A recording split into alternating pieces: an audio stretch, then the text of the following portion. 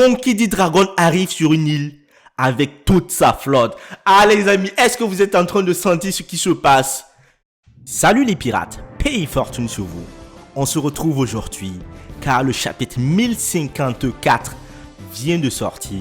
Alors j'ai les premiers indices, mais pour de premiers indices, il y a énormément d'informations. On a attendu ce chapitre depuis un mois. Ça fait un mois, pratiquement jour pour jour, que le chapitre 1053 est sorti.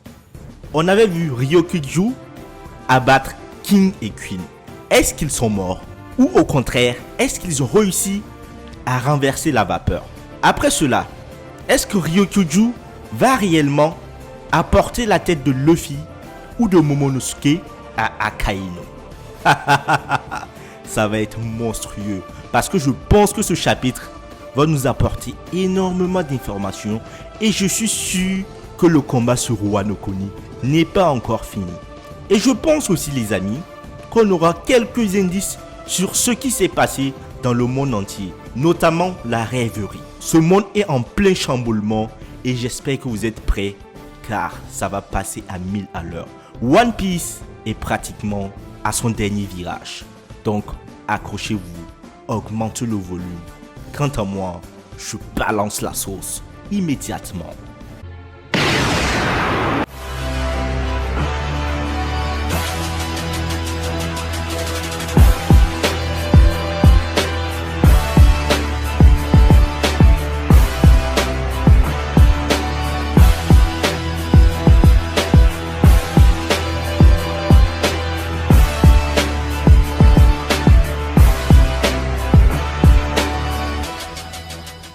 Le chapitre 1054, il commence très bien. Alors le titre c'est quoi? Empereur des flammes. Empereur des flammes, est-ce qu'on fait allusion là à Sabo? Et là clairement, il est indiqué que le titre est lié à Sabo. Qu'est-ce qui s'est passé? Est-ce que Sabo s'est fait capturer ou il a réussi à être libéré? On saura ça très bientôt. On apprend aussi que One Piece fait la couverture du magazine avec une double page de couleur pour fêter les 25 ans de publication. Ah les amis, ça fait déjà 25 ans et c'est incroyable, 25 ans d'écriture, 25 ans de lecture, plus de 1000 chapitres. Je pense que là, on doit faire un gros big up à Monsieur Eiichiro Oda car c'est pas tout le monde qui est capable de faire cela. Donc les amis, je ne cesserai de répéter, si vous aimez mes vidéos, mettez un gros pouce bleu pour me soutenir. Et n'oubliez pas de vous abonner. Vous êtes nombreux à écouter et à lire mes vidéos sans vous abonner. Franchement les amis, je vous attends dans ma flotte. On va directement sur la page de couleur qui regroupe les 4 empereurs des mers.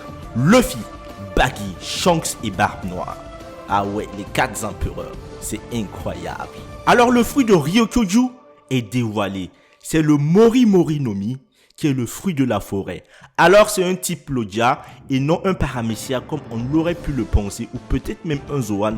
Vu que là ces derniers temps avec ce qui s'est passé avec Luffy, on ne sait même plus réellement quelle est la vraie nature de tous ces fruits. Donc je pense que ce fruit, vu que c'est un Lodja, il doit être vulnérable face au feu.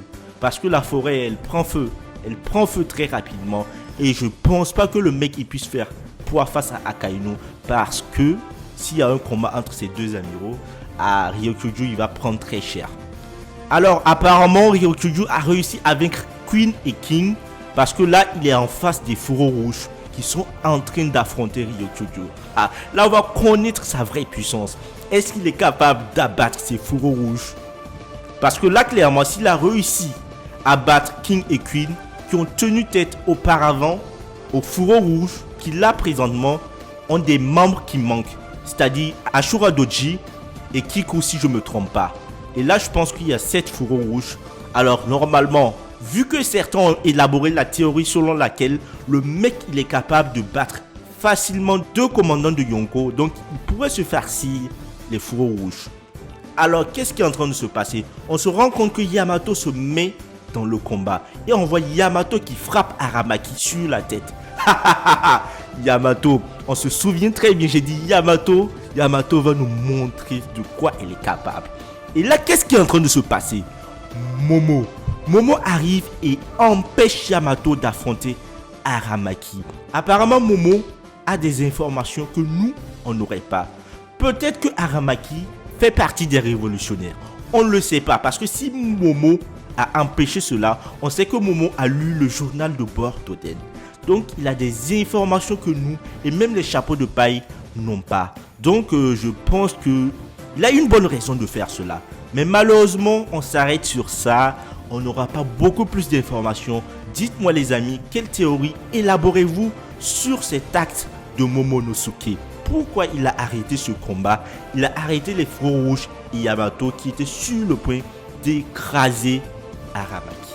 Et sur ce, on continue. On voit Shanks qui est aux abords de Wano Kuni.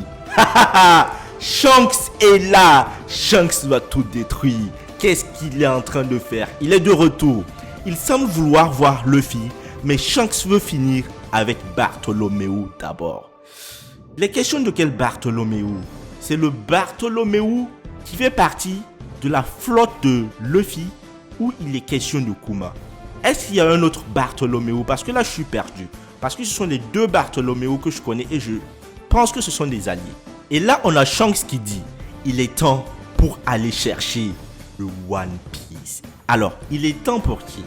Il est temps pour Luffy ou il est temps pour lui-même? Cette phrase nous laisse assez perplexes. Et là, je ne sais pas quoi dire. Je ne sais pas quoi dire. Parce que là, en disant cela, on va se dire, vu qu'il veut parler à Luffy, peut-être qu'il se dit que Luffy est prêt pour aller chercher le One Piece. Je pense que Shanks a senti le fait que Luffy ait éveillé son fruit et il est là. Ah oui, on passe directement au monde extérieur. On a les news qui disent que Sabo a tué Nefertari Cobra, le père de Vivi. Qu'est-ce que Sabo a foutu? Mais non, je pense pas que Sabo soit capable de faire ça. Pourquoi il ferait ça? Alors, les faits ont été falsifiés pour incriminer Sabo. Ah oui, je m'attendais à ça. Le gouvernement mondial, les mecs, ils ont tué Nefertari Cobra. Et derrière, ils ont falsifié les informations pour incriminer Sabo. Mais on s'y attendait, les mecs, c'est leur travail. Ils font ça tout le temps. Et là, derrière, ils vont chercher à attraper Sabo. Et ce sera facile pour eux d'amener les gens à croire que les révolutionnaires sont des vulgaires bandits et des assassins. Ah là là là là là. Ce qui veut dire que Sabo peut-être n'a pas été capturé. On verra ça. Sabo et l'armée des révolutionnaires ont réussi à secourir Kuma. Et là, on dit que Sabo est appelé Empereur des Flammes. Yes! Sabo est appelé Empereur des Flammes, ce qui veut dire qu'il n'a pas été capturé. Donc, Sabo et l'armée des révolutionnaires se sont échappés avec Kuma. Et mais pourquoi on voyait Dragon en sueur? Pourquoi il était dit que Sabo a été capturé? Je ne comprends pas. Peut-être encore c'est une fausse information du gouvernement mondial pour ne pas être tourné au ridicule. Si derrière ils ont dit que Sabo a tué Cobra, ça veut dire que les révolutionnaires ont réussi à s'infiltrer dans Marie-Joise, tuer un roi et s'enfuir comme ça avec un prisonnier. Franchement, je me dis que pour eux, c'est une déroute. Malgré ça, il y avait Aramaki et l'autre amiral qui a une épée. J'ai oublié son nom, mais dites-le moi en commentaire. Deux amiraux étaient sur place et Sabo, qui est un commandant, arrive à rentrer comme ça et à foutre le bordel et repartir. L'empereur des flammes, il est en train de reprendre le flambeau de Ace. Monkey D. Dragon arrive sur une île avec toute sa flotte. Ah les amis, est-ce que vous êtes en train de sentir ce qui se passe? Shanks part voir Luffy et lui dit que c'est le moment de retrouver le One Piece. Monkey D. Dragon qui rassemble toute sa flotte. Là les amis, ça va péter. Vous allez fuir. La grande guerre est en approche. Monkey D. Dragon, il est où? Sur une île, on ne sait pas où est-ce qu'il est. Est-ce qu'il est sur l'île de Barbe Noire? Ou est-ce qu'il est à Marie-Joise? Non, Marie-Joise, c'est pas une île. On ne sait pas où est-ce qu'il est. Mais là, ça va chauffer très très bientôt. Alors les amis, dans ce chapitre, les primes ne seront pas révélées. Il n'y aura pas plus de primes qu'on a eu à voir précédemment. C'est assez triste de ne pas avoir beaucoup plus de primes. Mais je me dis qu'il y a assez d'informations pour l'instant. On aura assez de temps pour décortiquer tout ce qui s'est passé. Il y a une réunion de la marine. On voit Kizaru. Akainu parle avec un nouveau personnage du nom de Kuroma, appelé le cheval noir. Le cheval noir. C'est qui ça encore? Ils ont des noms mais carrément bizarres. Imaginez Aramaki qui se déplaçait en mode avec un tournesol dans le dos. Je me demande ce cheval noir, il va se déplacer comment. C'est un vice-amiral.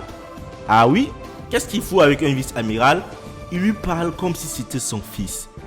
Ah, Akainu aurait-il un fils? Est-ce qu'il aurait un fils? Mais si c'est un vice-amiral, ça veut dire qu'il n'est pas aussi puissant que ça. Donc, on n'a pas à s'en faire pour cela. Alors, ce vice-amiral était à la tête de l'unité d'enquête de la marine. On sait que l'unité d'enquête de la marine, c'est le SWORD.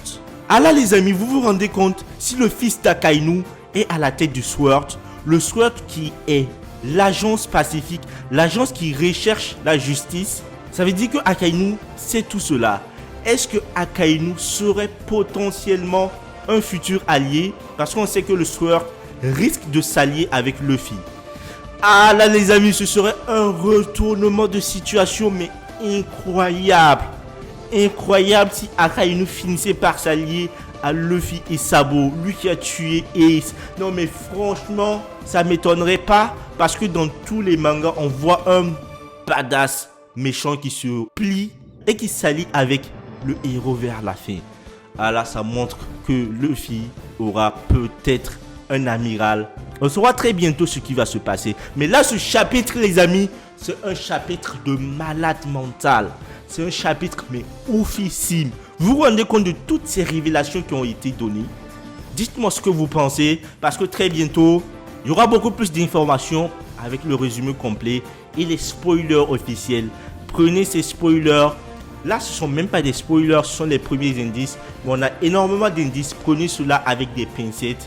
On se retrouvera très bientôt, d'ici demain, pour les spoilers officiels. Et on se retrouve vendredi pour le résumé complet. Les amis, n'oubliez pas, abonnez-vous si vous avez aimé la vidéo. Et mettez un gros pouce bleu. Là, franchement, je suis en PLS. Toutes ces informations qui ont été données, waouh, c'est incroyable. Prenez soin de vous et à la prochaine. Peace.